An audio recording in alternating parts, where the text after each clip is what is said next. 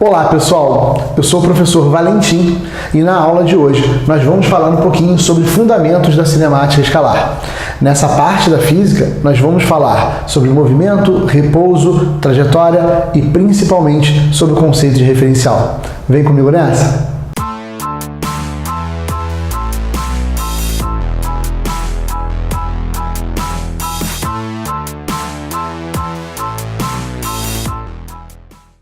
Bom, pessoal, a gente começa a brincadeira falando um pouquinho sobre movimento e repouso.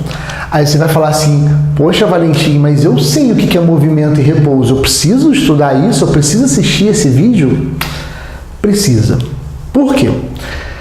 Essa ideia que a gente tem muito bem intuitivamente, na verdade, quando a gente pensa fisicamente, ela tem um conceito bem legal atrelado a ela. Então, vamos lá, vamos tentar entender e eu vou te mostrar as situações que isso pode, gerar.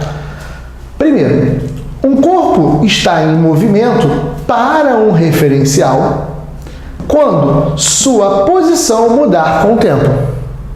Percebeu? Para ele estar em movimento, a posição tem que mudar com o tempo. Então vamos lá, se eu chegar na sacada aí do prédio, onde está o estúdio, e olhar para a rua, se eu olhar um carro passando, uma hora eu vejo o carro aqui, depois aqui, depois aqui, depois aqui. Com o passar do tempo, ele está em posições diferentes. Por isso, eu posso dizer que ele vai estar em movimento. Tudo bem? Show! Se não mudar o quê? Se não mudar a posição, não é isso? Se não mudar, o corpo estará em repouso para esse referencial. Então vamos lá. O que é movimento? O movimento ocorre quando a posição muda com o tempo para um referencial. O que é repouso? Repouso acontece quando passa o tempo e a posição em relação àquele referencial é sempre a mesma. Para a gente entender isso, eu fiz um desenho. Observa, corpo A, corpo B e um prédio. O corpo A está indo para a direita, pode ser um carro, por exemplo, com 10 metros por segundo, o corpo B com 10 metros por segundo e o prédio. O prédio está em repouso ou em movimento? O que você me diria, aluno ou aluna? Depende do referencial. Repara, se nós estivéssemos na rua olhando para o prédio, nós iríamos ver o prédio parado. E iríamos ver o A e o B em movimento. Confere ou não? Show de bola. Só que o carinha A, vamos imaginar que isso aqui é um carro, o motorista do carro A, quando ele olhasse para o prédio, em cada momento ele ia ver o prédio numa posição diferente. O prédio primeiro está à minha frente, depois ele está do meu lado, depois eu passei por ele.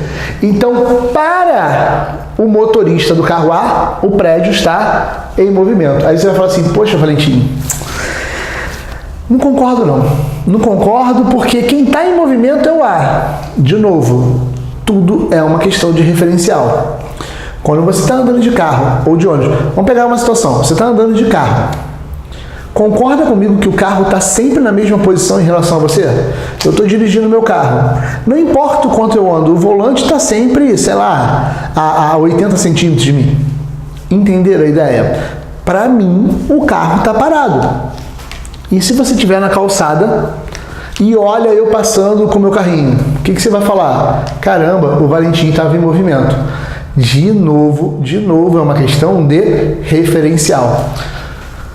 O corpinho A em relação ao corpinho B. Ambos estão parados em relação ao outro. O A olha para o B e vê o B parado. O B olha para o A e vê o A parado. Então, de novo, para você dizer se um corpo está em repouso ou em movimento, você precisa definir um referencial. Referenciais diferentes podem ver o mesmo fenômeno de maneiras diferentes. Eu posso, por exemplo, dizer que agora, nesse momento, eu estou parado para um referencial, mas que estou em movimento para outro. Por isso, preste bem atenção. Nós dizemos que não existe repouso absoluto, porque sempre é possível achar um referencial em que o corpo está em movimento. Assim como não existe um movimento absoluto, porque eu sempre posso achar um referencial em que ele está em repouso. A palavra-chave aqui é essa palavra referencial. Até aqui, tudo bem? Vamos lá, pessoal. Segundo conceito da nossa aulinha de hoje, o conceito de trajetória. Valentim, o que é trajetória? Então vamos nessa. Trajetória, nada mais, nada menos, é o caminho descrito por um corpo quando ele vai de um ponto até outro para um determinado referencial. De novo a palavra referencial aparecendo aqui pra gente. Galera, quando você pega, por exemplo, e joga... Imagina o seguinte, você está parado, você jogou uma pedra para cima. A pedra sobe e volta na sua mão. Se eu te pedisse a trajetória, qual seria a trajetória dessa pedra? Se você... Acabei de jogar, viu? Foi sem querer não, foi por querer. Qual é a trajetória, Valentim? Ah, a trajetória é uma reta vertical. Negativo. Depende do referencial. Porque referenciais diferentes vão ver trajetórias diferentes. Poxa, Valentim, como assim? Vamos lá. Vou começar com um problema mais cobrado em prova disparado, que é o problema do avião. Esse avião aqui, só para vocês terem uma ideia, eu fiquei em torno de 2 horas desenhando, ele está muito bem desenhado, está em arte moderna, ok? O aviãozinho vem e solta uma caixa. Galera, não importa qual é a prova que você vai fazer, isso vira e mexe, aparece, tá? A EAR, por exemplo, poxa, deu bobeira, ela cobra uma questãozinha disso aí, e a gente vai falar bastante ao longo do curso dessa ideia. O que acontece? O cara soltou a caixa. Não tem como a caixa já cair direto. Porque, por inércia, ela, no mesmo momento que ela se desprender do avião, ela vai cair, porém, ela continua o movimento no sentido do avião. Tá? Isso é uma propriedade da matéria chamada de inércia. Mas eu não quero entrar muito em detalhes disso não, ok? A minha pergunta é a seguinte, eu desenhei aqui 5 possíveis trajetórias. Trajetória 1, 2, 3, 4 e 5. E a minha pergunta é, qual é a trajetória da caixa, supondo que a resistência do ar é desprezível, ou seja, eu vou supor que não tem resistência do ar. O que você marcaria? Olha bem, pensa com cuidado, qual é a trajetória da caixa? Se você falou qualquer número de 1 a 5, você errou, porque a resposta é a trajetória da caixa depende do referencial. Ah, muito bom. Vou mudar minha pergunta, presta bem atenção. Qual é a trajetória da caixa vista por você? Ah, depende se você está no avião ou fora do avião. Mas repara, quando eu fiz isso, eu já estou especificando qual é o referencial que eu quero. Então, na hora que nós formos fazer uma questão, normalmente ele deixa claro em relação a quem ele quer saber, tudo bem? Então vamos lá, vamos imaginar que você está no chão olhando para a situação. Você verá que a caixa vai para frente ao mesmo tempo que ela cai. Só que o movimento de queda dela é um movimento acelerado por conta da gravidade. Então, para você que está no solo, a trajetória vai ser a trajetória 5. Então, referencial parado no solo. Tudo bem? Show. Pergunta. E para o piloto? Supondo que o piloto conseguisse enxergar a caixa, qual a trajetória que ele ia ver da caixa? O que você acha? Pensa comigo uma coisa. Se não tem resistência do ar, a caixa acompanha o movimento do avião.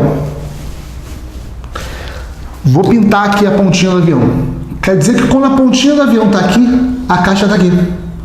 Quando a pontinha do avião está aqui, a caixa está aqui.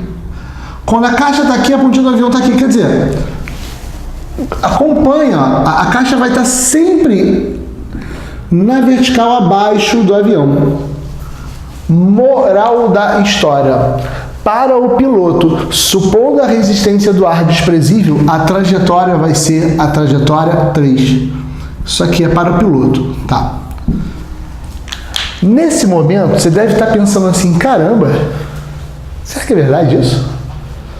Se eu tô... O avião é meio estranho, eu não consigo me imaginar eu jogando alguma coisa para fora do avião. Acho que se a porta do avião abrir enquanto ele estiver em voo, eu acho que eu começo a chorar, vou desmaiar, não sei.